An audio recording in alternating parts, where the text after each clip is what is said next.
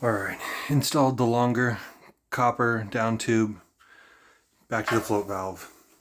I removed the orifice plate, put this back the way it was, and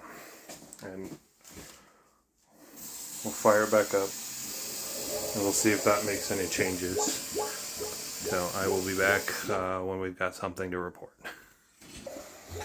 Alright, so we're boiling now. I put the longer tube in there because I like the water level right here. Even with this, it just gives me a better reference point. So we'll see if it rises considerably again.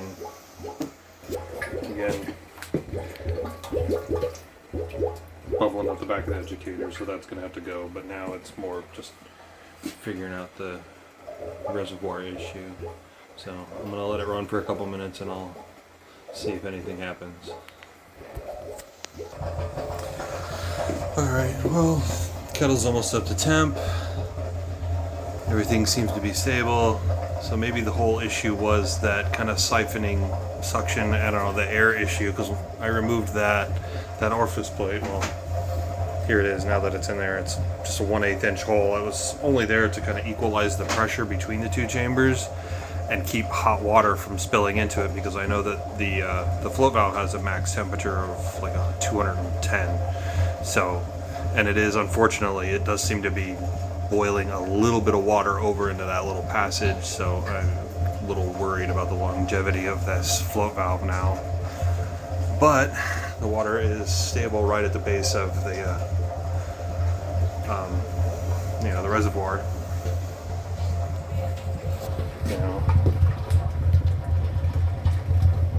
This educator is bubbling out the back, so it's not going to work. But now that we have this issue resolved, I may put this. I'm going to try putting the small educator back into it and see if it'll work. The reducer was only $4, so it doesn't really matter. But it's seemingly stable now. I mean, maybe the educator with a slightly bigger hole would do. I mean, maybe it's not needed.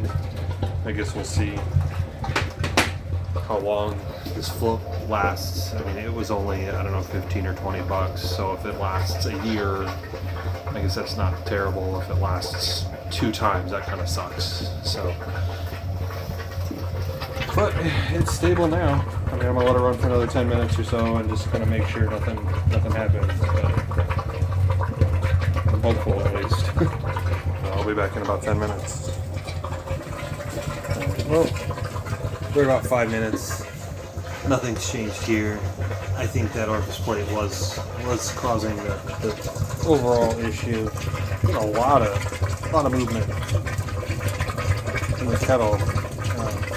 Still gonna change it out, but that'll probably be tomorrow because I gotta wait for this whole thing to cool down if I'm gonna stick my arm in there to swap out the educator.